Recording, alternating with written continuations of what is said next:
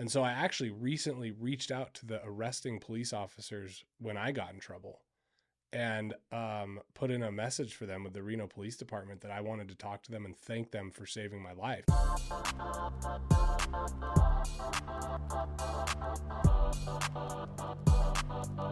Andrew, thank you for coming, sir. I appreciate you. Yeah, thank you for having me, Matt. Appreciate So it. you are the Eagle Creek Recovery Center. You guys focus on addiction medicine specialists, essentially, which is, look, we got people with alcoholism, we got people with opioid addictions, you got all kinds of just real classic problems with addiction. Is that accurate? That is accurate. Yeah, it's called the Eagle Creek Ranch Recovery. Substance abuse all around is our primary focus. So there's a dual diagnosis component, but we are truly a substance abuse primary program. This is really hot right now for Idaho because Idaho is struggling with the national crisis of fentanyl. And I believe I read just a couple days ago that that this area, West Ada, has become per capita the highest fentanyl overdose in the country, right? And it's like second to Georgia or something. They're like, I had no idea, but this is a huge problem here. And people are all struggling on how to do we go after the dealers? Do we go after the traffickers? Like, how do we handle the users? And obviously, people aren't, I haven't heard any legislation that's recommending, getting tougher on users necessarily. But there's nothing even addressing the users. It's not like, okay, let's increase mental health, capacities and facilities. What are you guys seeing on your side? Because you're in the trenches helping people every day. Well, there's a huge need, right? There are a lot of people going through this, and it is extremely difficult for the suffering addict and alcoholic, and it's just as hard for the families. So, I don't know where Idaho truly falls on that scale. I always want to see what metric that goes by, but I know that it's a problem. Right. So it's a huge problem, and it's a huge problem everywhere. And, what we're really seeing is that when it comes to like law enforcement and, how we're handling this and all of that kind of stuff, it's a very nuanced situation because if you're dealing with the trafficker rather than the user, obviously those are two very different things. The user has an illness, right? They're sick, they're unwell. However, they also need consequences. So me personally, if I hadn't had some legal consequences in my story, I don't know that I'd be here today. And so I actually recently reached out to the arresting police officers when I got in trouble and put in a message for them with the Reno Police Department that I wanted to talk to them and thank them for saving my life because these guys go through so much and they do so much for everybody. And I wanted to call and thank them for doing what they did. In the moment, it felt like the worst thing that could ever happen to me, right? I had never been in trouble with the law. But looking back on it now, that saved my life and changed it and put it on a whole new trajectory and allowed me to realize that I got a lot of work to do here. Man, in a world filled with vitriol towards police, that's just absolutely beautiful to hear. Yeah, it's true. It's absolutely true. These guys are out there putting their lives on the line and they got to deal with some idiot like me, 11 years ago. And it was very close to almost exactly 11 years ago. And I don't think they get enough thanks for what they do. So it had been heavy on my heart to call and reach out for actually years. And I finally made the call. I'm waiting for them to call me back so I can actually speak to them. So, but they said they would relay the message. So I'm hoping they call soon. Yeah. I really don't. You and I have met for the first time today and we've conversed a little bit. Would you be comfortable sharing your story of what drove you to getting clean 11 years ago? Yeah, absolutely. And really,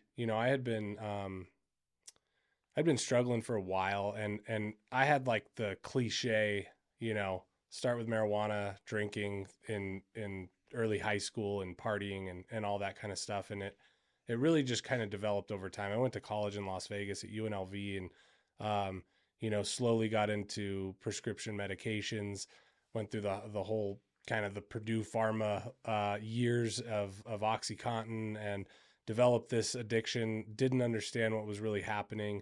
And sooner or later it turned into, IV heroin use. And, I came from a very nice family, I can't say that, it was, because of this or because of that. But at the end of the day, I couldn't stop. I could not get out of this. And through all that, I had this absolute self-delusion that I could, that I would figure it out, that I could handle it. I didn't need rehab. I didn't need help. Um, and I had asked to go one time, but I really didn't understand what the treatment center was teaching me. It just wasn't connecting in my head at all. And that's extremely common. It's just not breaking those barriers of what we think addiction looks like. And so, finally I was arrested by these police officers in Reno, and I was sent back to treatment. And I got God was there the whole time, because I got a really good deal to be allowed to go to treatment rather than where else I could have gone. Right. And something happened while I was in treatment. I thought 30 days, I'm going to go back, keep doing what I'm doing. I don't really want to be here. This is court ordered. Right. I had that mindset. I was pretty entitled. And something happened while I was in there. And there's really no other explanation to say that some sort of higher power or God or something came down and gave me the gift of desperation. And he took the obsession from me and basically left it with me that you're going to have to do a lot of work. And since that day, I have just really continued to put in a lot of work, and it's been difficult. There's good times, there's bad times. Life is hard. There are struggles. But I've learned so much about how to be a man, how to be an adult, how to be a father, a husband. And none of those things are easy. How to be a business owner, how to be a good employee. And the truth is that the difference between me today and me versus, before I got sober was not only was I using drugs and now I'm not, but maybe more importantly, I gave up on a lot of things, right? I didn't want to try that hard. I didn't want to do anything too difficult. I didn't want to challenge myself. And today I enjoy challenging myself. I can accept failure. I can accept making mistakes and just push through them. Because I understand that one of my core issues prior to getting sober was that I had no purpose. And I had a lot of cultural influence around me that made me think that this kind of lifestyle was cool or good and okay. And if it made me feel good and happy in the moment, then it must be good, was kind of the way I lived. And I think our culture says that today to young people, to old people. And what I've found now is like, no, actually, I need to stop chasing my comfort and my happiness, and I need to start chasing purpose, passion, and to be of value to somebody, and to be of service to others. And in that, I actually then finally gain some comfort and some peace and serenity. This podcast is brought to you by MTU Studios. If you're looking to start a podcast or need content for your business or personal use, content of any type, please reach out to MTU Studios. MTUstudios.com. We'd love to help. I don't think anybody could have said it better. I was having a conversation with one of my uncles a couple of years ago, and he was in his late 60s at the time, and he was saying, I don't know if I'm going to retire or what. And he and I both were arriving at the same conclusion in our lives. I don't know why at the same time, but we were both arriving at the conclusion that it really was the obligations and responsibilities to other people that meant anything to us.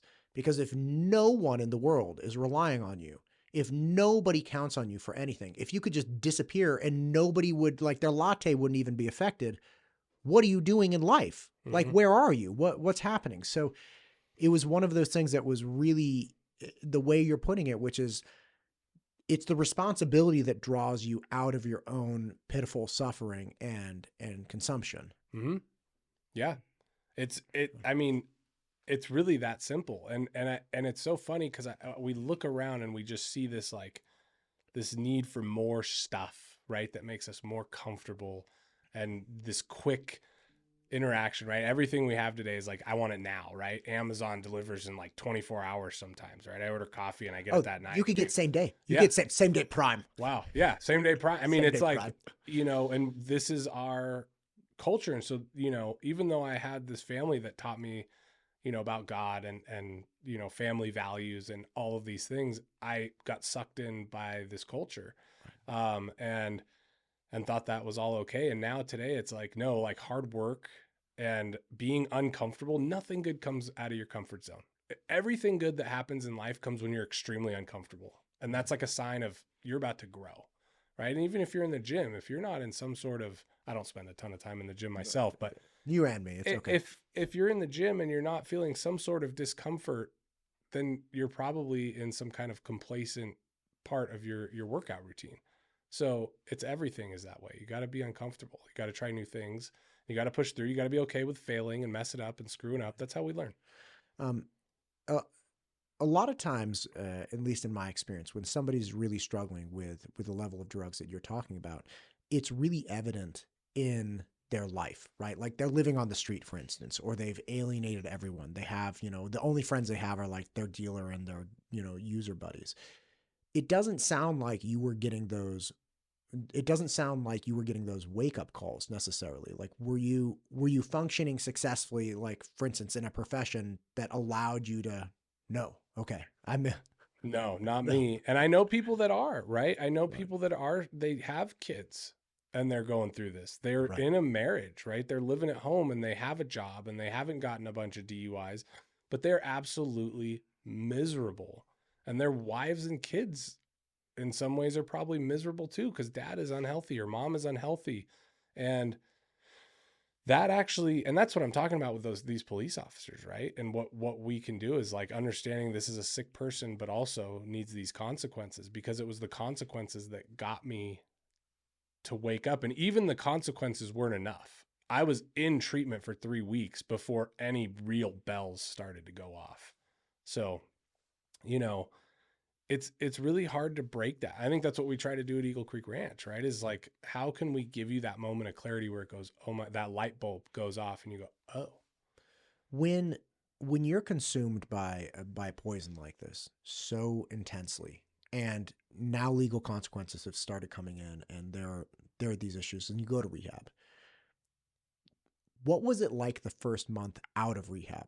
Because you can't get to that point without making your whole life about this. And Mm-hmm. one of the things that I've really recognized over the last couple of years myself is, look, man, misery loves company. Mm-hmm. If I have friends and our primary occupation is drinking and doing whatever, if I stop drinking, they're not happy, right? And if I have some like, well, I don't want to drink because I'm trying to do this cool thing, they're like, Yeah. well, that thing isn't that cool. Just come drink with us.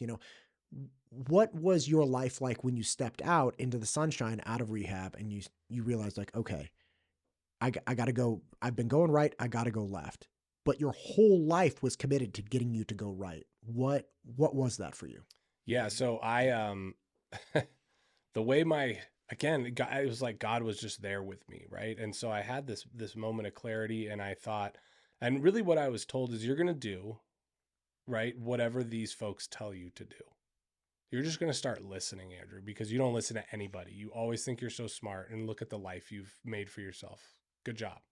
And so the message that I really got was you're going to start listening to somebody else, somebody that wants the best for you, and you're going to start doing it their way. And I heard that message loud and clear.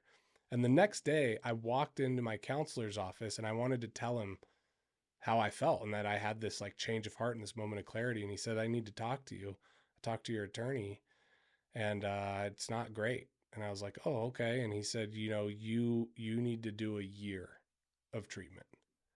And the previous day, it was 30 days. That's it. I'm not budging. And I said, okay. And he said, okay. I said, yeah, so that sounds great. And it was like, again, like this higher power was like, hey, I know you said you'd do this, but I'm going to make sure. And I got your back. So you're going to go and you're going to do this. So I had a year of treatment. What a blessing. Right. And I did this kind of gradual year of treatment, 3 months of residential. I had started with detox and then I went through residential treatment and then I went to partial hospitalization and intensive outpatient and then outpatient. I lived in sober livings and by the time I was 9 months sober, 10 months sober, I moved into an apartment with another guy who had been sober with me this whole time. We went through treatment. He's a great guy, works in treatment too as well. And, you know, had this community by then. I had built this community and And really, they had brought me up in this community and I was learning all these things. So by that time, and I was still in outpatient care. And then I went to school to become a counselor. So I was in school to become a counselor. I was in outpatient care. I was living in sober housing and then with a sober buddy. So, like at our facility, I judge as much as I can our measure of success by how many of our guys that we're helping detox, right, get the physical manifestation off, and then building a firm foundation and an understanding, getting that light bulb to go off in the 30 to 60 days that we have with them. How many of them can we get to commit to more care, right? Are they going to go to a place like Brick House or Ashwood here in Idaho? Or are we going to send them to a place in Texas that's really a good fit for them, or California or Colorado or wherever they're from, right? Because we have people come from all over the country to Eagle Creek. And how can we set them up for long-term success? And that's one of those indicators when you see people go, oh, I can't commit to all that. And it's like, well, you're committing to this new lifestyle, which is you've been out there running and gunning, causing problems and burning things down for 10, 15, 20 years, 30 years sometimes. You think that 30 days is going to do the trick? It's not going to do it. You got a whole lifestyle change. And I was always told, Andrew, you only have to change one thing. And I'd say, what's that? And they go, everything. And I hated hearing it, but it's true. This is a lifestyle change. There's in speaking with a lot of, recovering vets and first responders, one of the big criticisms of the classic care programs that they've been engaged in is they'll do things like, hey, let's get you into the mountains. You like hunting? You love hunting? We're going to take you hunting. We're going to take you backpacking.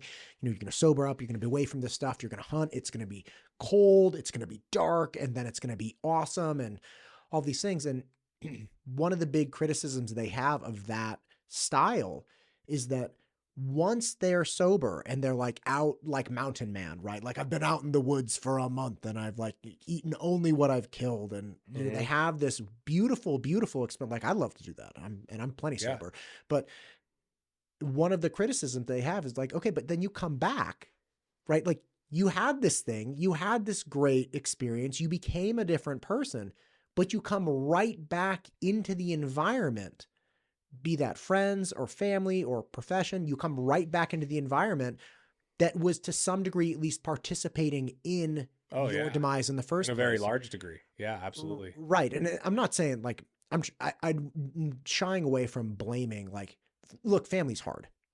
Okay. Like you have kids, I have kids. It's hard. Right. Yeah. And managing that is difficult. And I'm not saying people that end up using drugs because kids are hard are like correct, right? Like life is hard in general. So it could be anything, right? It could be, you know, you're not getting along with your boss or, you know, stressful situation with your spouse, whatever it is.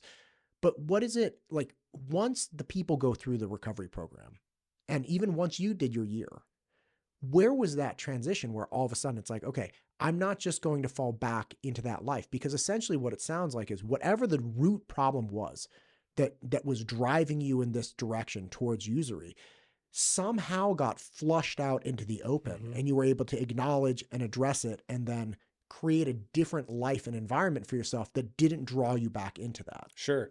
Yeah. And it really came from that time, right? Time and experience and work, being in 12-step meetings, having a sponsor, also being an intensive outpatient, surrounding myself, getting in the middle of recovery, making it part of my lifestyle, especially for that first year. Because I had a lot of experiences, right? So the more good experiences I had sober, the more the bad experiences I had high were starting to fade into the distance. And then I built confidence, right? I can do this. This is actually fun. Then you start to have experiences that are telling you, this is incredible. I feel way better this way than I ever did that way. And so I want more, right? So as an addict alcoholic, I want to feel good, obviously. And I felt great. And things started to happen, good things that I was starting to lose hope that I was ever going to be able to accomplish. And so wait, like what? Finding a job, being employable, right? Getting good grades in school when I went back to become a counselor, and having relationships with people that didn't consist of what you have for me and what I have for you? And did you take my stuff? And, you know, um, being able to I mean, I got sober in Orange County. So, you know, being able to be at the beach and engage in the sports activity and the volleyball and hanging out and getting in the water and experiencing nature, um, you know, and all of these kinds of things that life is all about. Because I spent most of my time in a room, you know, getting high. And if I had a job, which I often did, just eking through the day, right? Until I can get that next, you know, how am I going to get the money to get, it was just a horrible existence. And I felt free.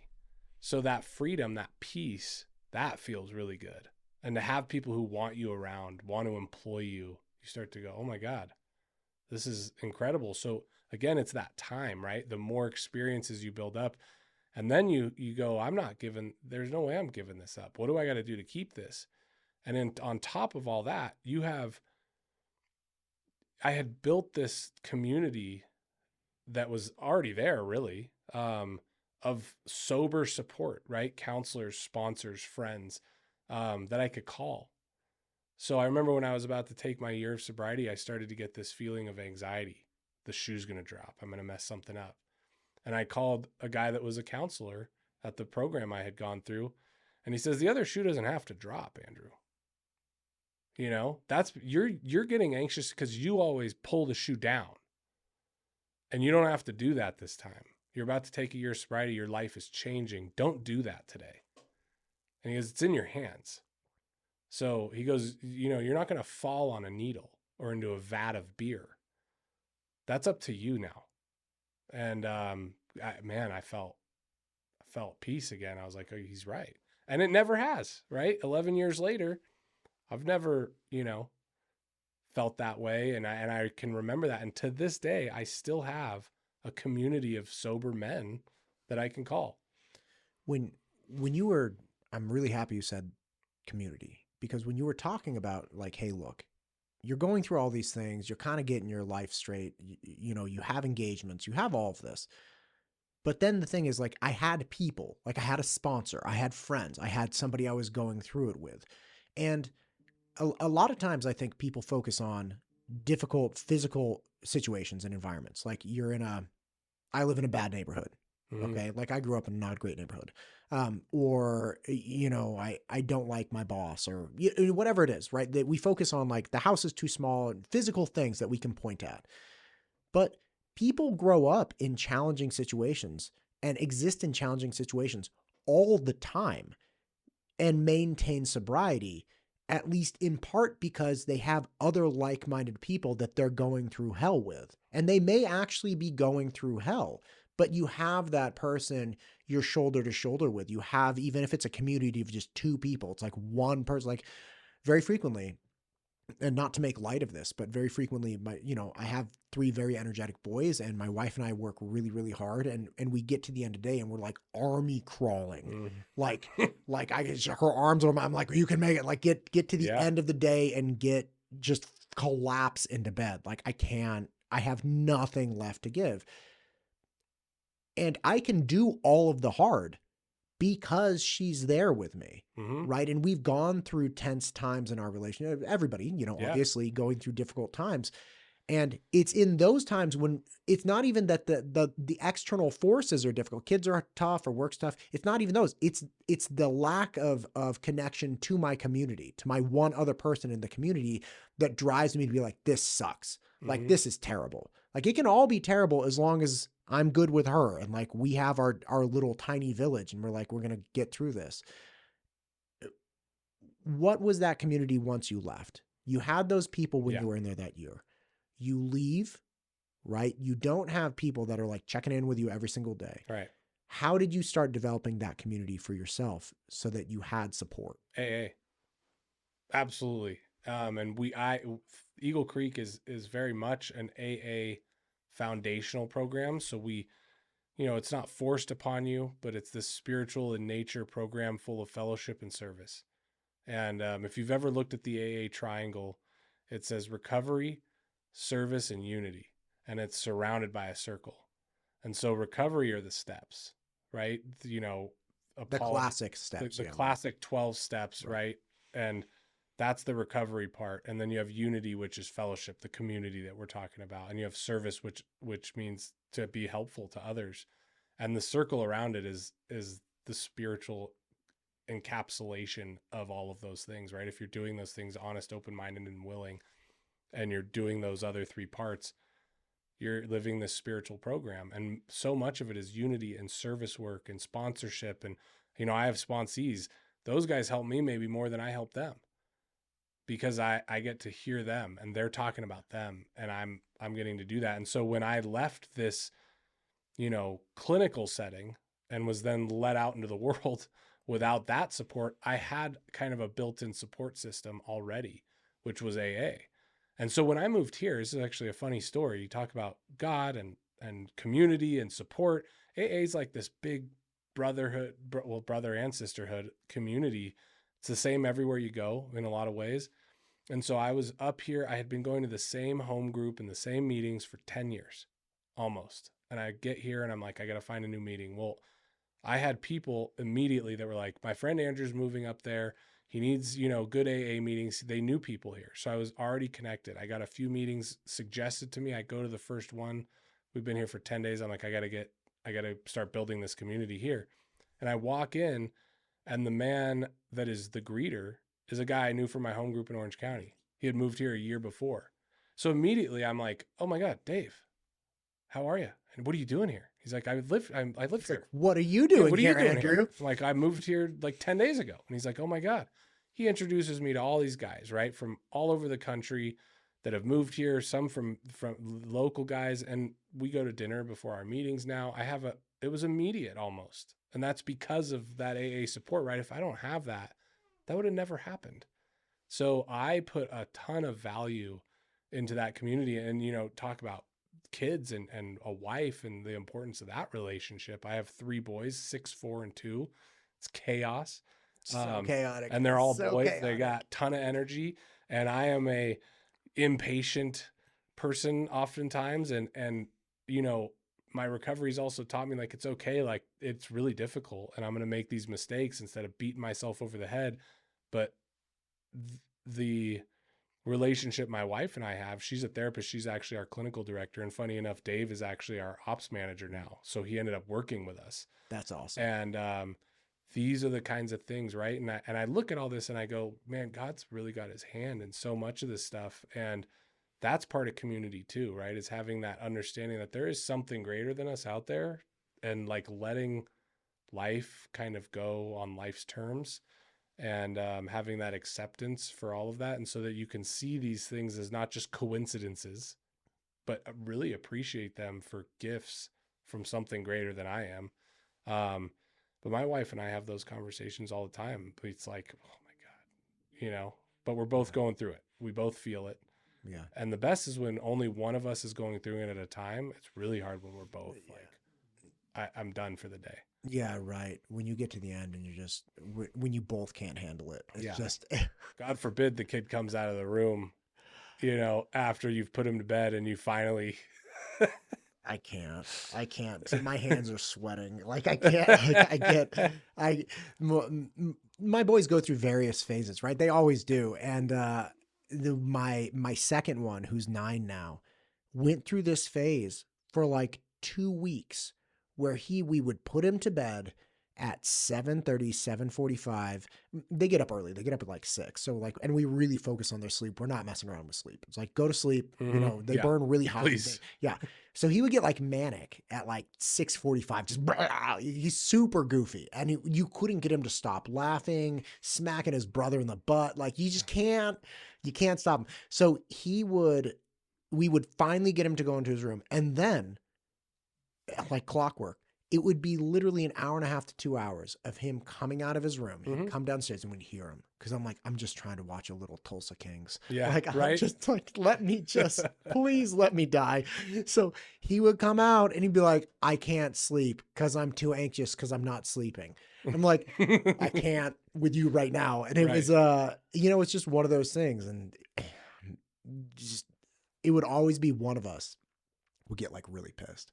and the other one would be like, I got this. Like, Right. just stay down. Because I can see it. I'll take care of this one. yeah, you gotta tag team that. Well, and interestingly enough, just you have 3 boys, you're a little Yeah. ahead of me, and you talk about community and relationships. We just met, but you telling me that right now makes me feel better I'm here for you, Andrew. because I go, oh my God, I need to be constantly reminded that like it's okay, because some of these things they do as a young parent, you go, what's going on? Are we raising axe Right? murderers? Like What's happened? happening? So to hear you say that, I go, Yeah. and that's the importance of community, right? Right. Hearing people go, hey man, it's okay. That actually, I'm glad you said that. One, I got into education because when I was at Cal, I was horrible at communicating. I couldn't write to save my life. In fact, I had to take this remedial writing test called the Subject A test. And my buddy, Marcel, who was from Germany, he was at Cal Tarot, so like full-blown German. He passed the Subject A remedial writing test, and I did not. And like, she's far better writer than I was, right? So I have to take these real trash, what I thought were trash remedial writing classes. So it was like 2 hours, 3 times a week. It was like twice as long as a standard class. And I was like, what am I doing? This is so dumb. But it was like 2/3 of the way through the first semester. I'm like, hey, I think I get this, right? Mhm. So I start writing, and all of a sudden my teacher was like, hey, you got a B- on that last paper, but that was dynamite compared to the other trash you've written. I'm like, awesome. Awesome. So I get like a B- in this class. And then I go on to the next class, which was, I decided, I was like, I kind of like writing. Like, I'm going to see what's up with, because I was in Cal's a math major. So I go into a rhetoric course. It was just like a random rhetoric course. A buddy of mine, his brother was taking rhetoric and said he liked it. A lot of writing and communicating. So I go and take it and I get an A. And I was like, hell yes. And that's what led me to education, because I struggled so much with writing that when I finally figured it out a little bit, I was like, I want to help other people. Like Yeah. so I rolled into the tutoring center and said like, hey, I want to help people learn how to write. Cause like Right. I had to learn how to write, and that was really, really hard. That made me, in my mind, really qualified to teach people that didn't like or understand writing how to write. Correct. Because even if somebody comes in, they're like, I have an A in this, I have A's in all of my writing classes. Okay, but do you know what it is to struggle with writing? Do you know how frustrating it is to not be able to even like get your thought out verbally, let alone, on paper? And as you were talking about, look, I'm in recovery. I want to become a counselor. My friend who I'm in recovery with, he actually became a counselor. All of these things. To what degree do you guys focus on trying to surround the people in your recovery clinic? To what degree do you try to focus on surrounding them with people who are deeply qualified through personal experience versus like, no, I went to school and, studied this thing and I'm here to help you. And it's like, do you know what I did last night? And it's like, no, but like, I'm here to help you because like I'm a therapist. Yeah. Right. Like, and I don't mean to put down anybody who was sober through school and then, became a therapist, but there's a degree of credibility and relatability and just qualification through empirical experiences. Yeah, both are very needed. So every tech on our property is in recovery. So that's the first thing. These are all the guys that are trenches, right? Frontline guys in the house with them 24 hours. There's techs on site. Some of our counselors are as well. I am, my business partner, Luke is, many of us in our facility are. And then you have your therapists who aren't necessarily, and sometimes don't need to be, because they are so highly qualified, right? Our therapists are top notch, and they're working on the trauma and the underlying causes and conditions, while we have all of these other folks who are, hey man, I've been there, right? And it's this beautiful mix. And we have so much like holistic therapy and breath works and all this stuff too. And people are coming in, some of them in recovery, some of them are. Our nurses typically are not in recovery themselves, but they're excellent nurses. So it's like certain areas of the business, you're like, I want one of your qualifications to be that you get it, right? On the ground floor with this guy, you get it. And then there's other people and other positions that you're like, I don't need you to be this. I need you to be the best possible therapist you can be. So yeah. And then we take them to a meeting every day here. So if they're staying in the valley, which oftentimes we love when they do after they get out, they've been going to meetings for 30 to 60 days in the valley. They have met guys that are not in treatment, that are, 10, 15, 20, 30 years sober, that are in this community. They know where to go. They know where the meetings are. We're pushing them to if they're staying, I'm pushing them to get a sponsor before they get out. So that's awesome. Yeah. Breath work is one of those things to me that's so funny.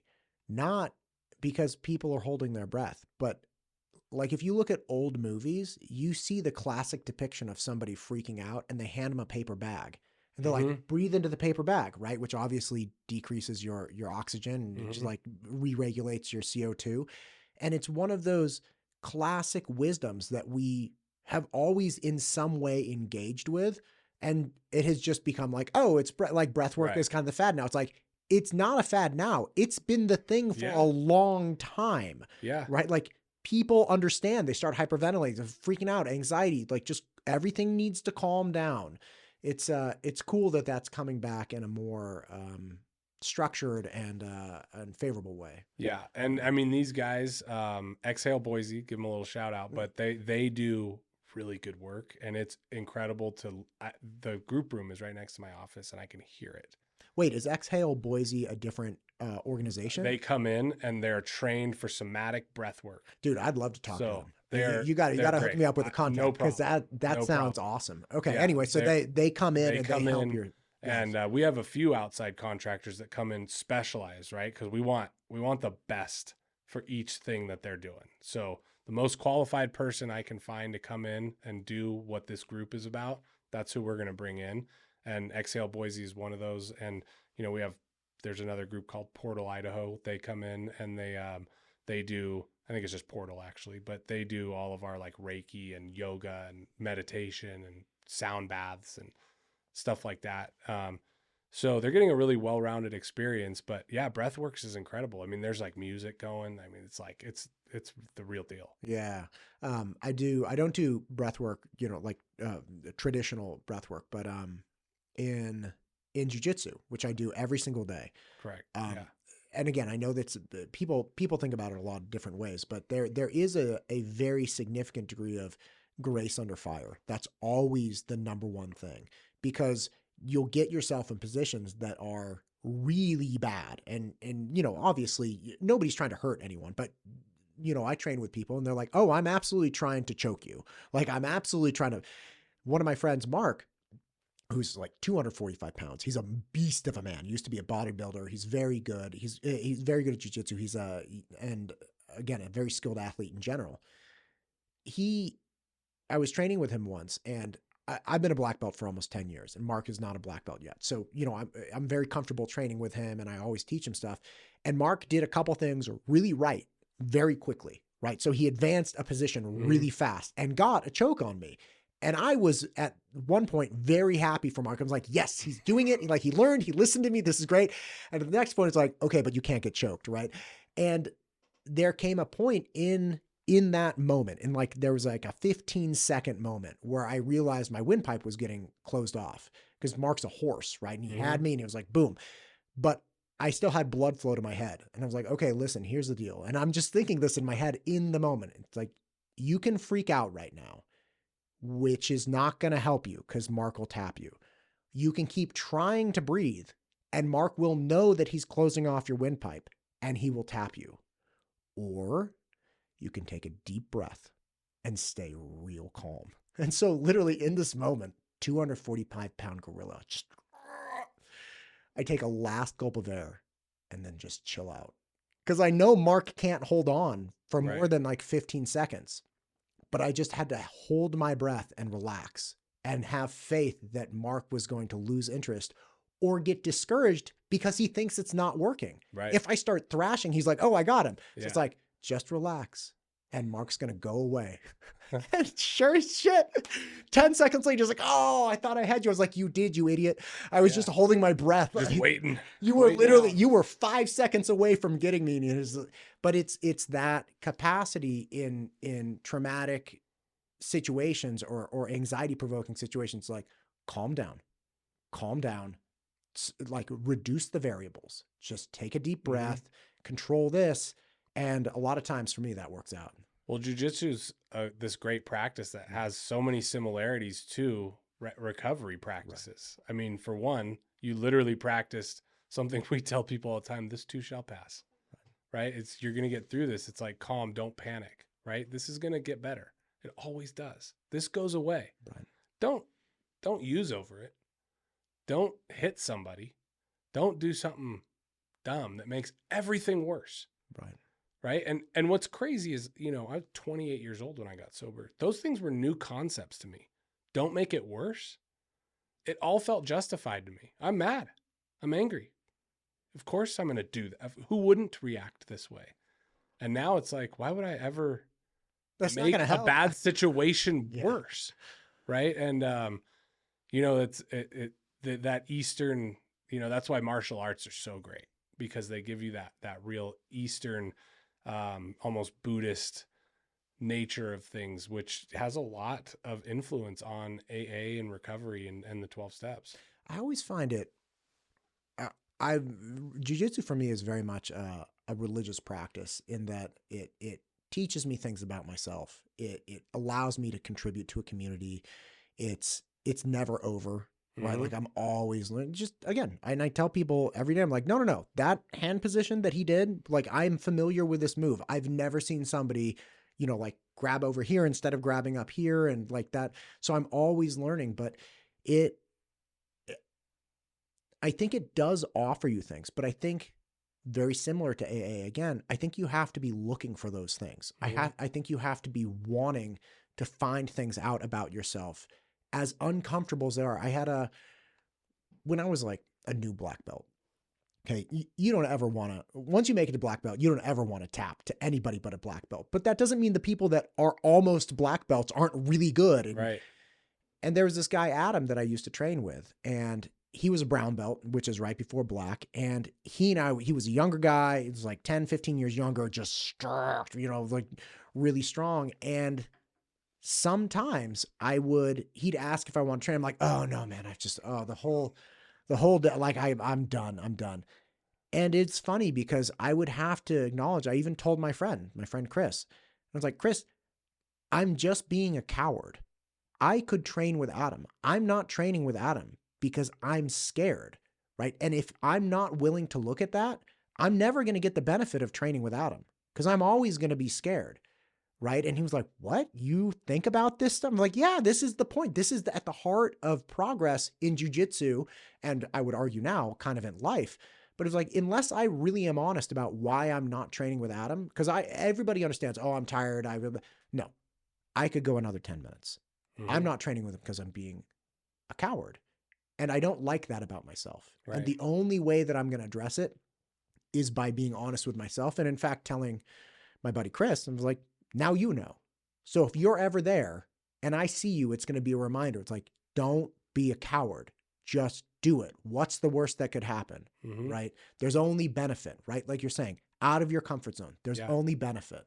Well, and it's, jiu-jitsu, again, it challenges you, right? It's such a good thing. And it's always good to be challenging ourselves, right? And it's funny you mentioned fear, right? So fear didn't just keep you from training with Adam, but fear for me causes 90% of the problems in my life.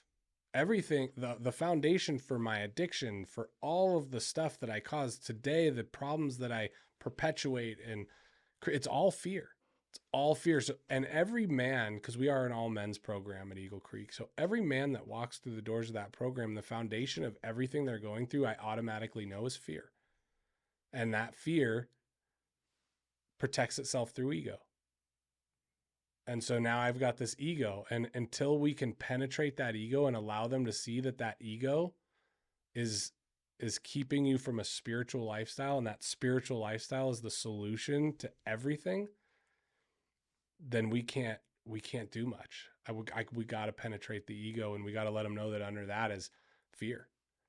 And so being able to go to a guy and be like, hey man, the truth is I don't want to train with Adam because I don't want a brown belt to tap me out. Right. That shows that you have that willingness to accept that fear is kind of running the show right now. And even if you're not willing to change it right away, at least you can see the truth. Yeah. Who's driving? Yeah. Who's driving? Is it your squirrely lie? right? Or are you just going to be like, you're going to fuck me up today. I can't. Right. I can't. Right. I don't Like, want to do it. I don't want I'm to still do it. really afraid of this, you Yeah. know? Right. And I think that's a beautiful way of putting it, that the ego kind of cloaks and protects this driving factor, which is fear. Because once it's cloaked and protected, you can't even get at the root cause of your behavior. Right. Right. Because you're too proud to say like, no, I'm fucking afraid of getting tapped. Yes. And I agree with you again that it's so the whatever problems I've had in my life, overwhelmed. Like I've never had a job. Okay. What I mean by that is I've never applied for a job. I've always been self-employed. Okay. And that's horrifying. Yeah. I didn't major in business. My family doesn't have like this business background. I literally made it up as I went. And the number of mistakes that I knew I was going to make and the fear I had in making them, it was so profound. Like it's really startling. And I'm blown away that I've actually been able to survive and do it. But you can't, until you really dig deeply into like, look, why are you doing this? Like, why are you taking this course of action? Why is this client bothering you? What's the worst that could happen? You don't want to do this. Why don't you want to do this? Mm-hmm. Right. And you root that out, especially with no guidance, Right. No mentor, nobody, no boss, nobody telling you. Unless you're fiercely honest with yourself, you can't make it through. Like Correct. You're never going to make it. Well, and everything you just said is so spot on. But in my world, working with addicts and alcoholics, it's extremely rare that they are that intuitive to say what you just said, because you just said it so perfectly. And they have full capacity. They're extremely intelligent. And so they have this huge capacity to be that intuitive, but it's rare that they are until they get sober, start working the steps, putting the work in. And one of the funny things is we say, it's not for people who want it. It's not for people who need it. This is for people who do it. And so, it's got to go the same way in jiu-jitsu, right? It's great that you want to be here. Right. It's great that you need to get into shape and learn how to fight or whatever. But unless you put in the work, you're not going to get any better. Right. And that's the same way for pretty much everything. You have to do it. But to be that intuitive, to know that like, I have to ask myself, why don't I want to do this? Most people don't have that natural skill set, but you've been self-employed. So it forces you, right? You continue to, you have Right. that natural ability to continue to challenge yourself. Right. You got to challenge yourself. Right. And so much of it, the tutoring was learning how to deal with business. And then the second business that after I left tutoring, which is content creation and podcasts and stuff, I didn't have a background in audio video production. Right. So it was like every day is a constant, like, well, screwed that up. Well, screwed that up. And like, it's getting better. And at this point, it would take somebody with a really specific skill set to recognize like, okay, this could be a little bit better here, like a little tighter there or whatever. Cause I've gotten up to a high enough quality that it's like, no, like 99.9% of people aren't going to know what is bothering me, you know, but unless I'm honest, man, you know what it is? I have a son. 3 of them, in fact, but one of my sons plays trumpet. I was thinking about, I really want him to keep playing trumpet. Last night, I played trumpet all through, I started in like 5th grade and then I played all through the I played trumpet too. Yeah, hell yeah, man. I quit though. Typical. Okay, there's that. Typical. Everybody quits. Cause like, and I was thinking about it because he really doesn't, he initially didn't want to do trumpet next year. I'm like, listen, I really want you to keep going to this.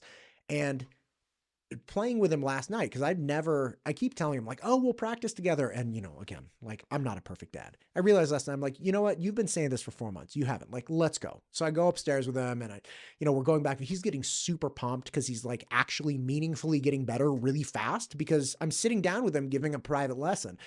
And I've always looked to athletics as one of the great honesty deliverers in the world, right? Like you're a swimmer.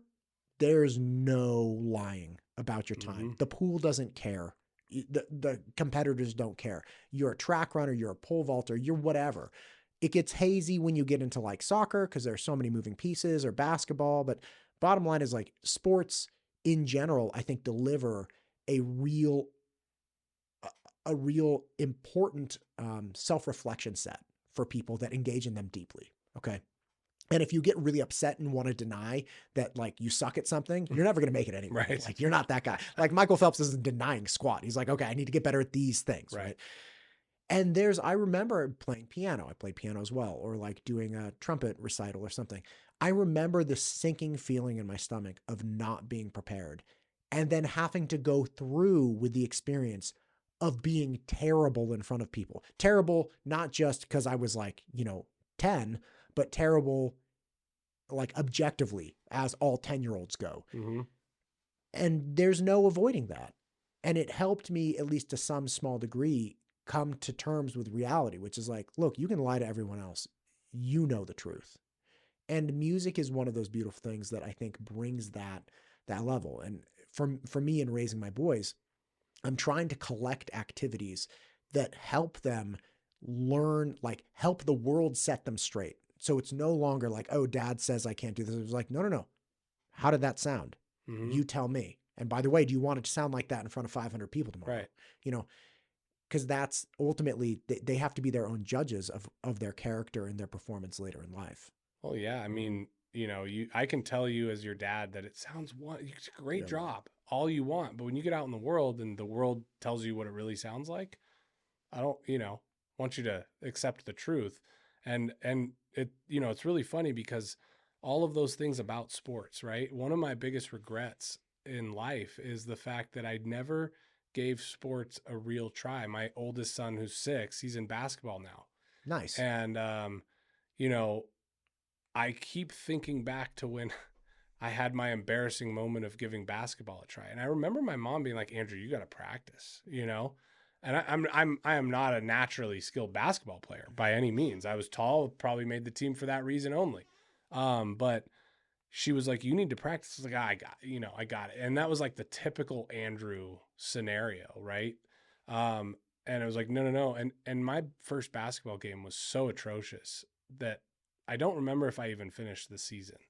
And that was a pattern for me, right? Of like this, I'm not good, so I'm going to quit. Right. And there were other things like snowboarding and skiing that I was relatively good at and I truly enjoyed. And so I did continue, but I never really put a lot of hard effort into anything. If it was really hard, I backed away from it. If I was naturally good at it, I could have gotten much better and I didn't. Right. And so I never really excelled at much because I didn't want to challenge myself. And I see that so often with some of the guys that come through our program, and not all of them, but most of them, like it's just that ego is protecting the fear of being found out that I'm not good at this. But it's like, it's okay to not be good at it. We never start out good. Right. And I'm trying to teach my boys that as much as I can remember to teach them that, right? We're not going to quit. We're going to keep going, and you don't have to do it forever if you don't like it. But I just don't want you to give up on things because it takes a lot of hard work, and I want them to understand that. Yeah. Listen, man, we've talked about a ton of stuff. We've been talking for a while. I feel like we're going to have to do round 2. So like, let's wrap up round 1 here. Perfect. I've really enjoyed this conversation. Same. Is there anything that you'd like to say kind of in closing? Yeah. I mean, one of the things you started with was, and I don't remember if it was before the cameras went on or after, but we were talking just about this fentanyl crisis, right? And what's going on and how bad it is. And we really got into like addiction and the 12 steps and true alcoholism and what we do at Eagle Creek Ranch, what we most often see.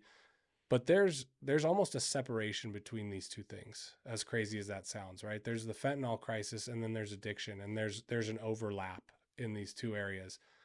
But what's so sad and scary about this fentanyl thing is that you don't have to be a drug addict and you don't have to be an alcoholic to die from a fentanyl overdose, because there's a lot of people out there who will experiment or be at a party and make one wrong decision. And when I was young, people would say, be careful, you don't know what's in that. And that was partially true. Now it's very true. And it's very likely that that's going to kill somebody. So many of these overdoses, they're not just based on addiction and severe substance abuse issues and trauma and all that. This is a kid who's just out there. He's used one time and that's it. That's all she wrote, because this stuff is laced in everything. And so my focus is more on the disease and the illness of addiction, substance abuse, and alcoholism. But this fentanyl crisis, right? This is a much larger issue than just what I can do as an individual for myself, for the men around me that seek my assistance, and for the community as we go out from there. And then we really start to hit this other thing. And that's a whole other discussion. So I just wanted to I appreciate state that. Yeah.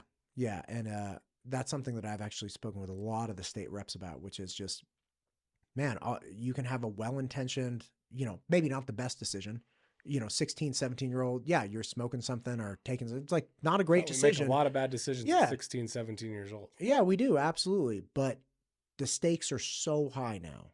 It's so unbelievably easy to die from accidental fentanyl exposure with, like you take some marijuana from somebody and it has some fentanyl in it. You're dead. Mm-hmm. It's over.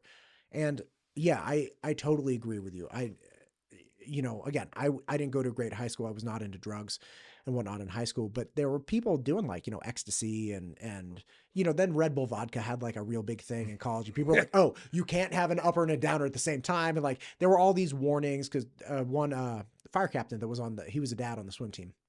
He pulled me aside, which I always found funny because he gave me this big, long speech. So he's like, listen, this is a crisis right now. And I was helping him unload like chairs for something at a swim meet. And he's like, oh yeah. Cause I mean, people do cocaine.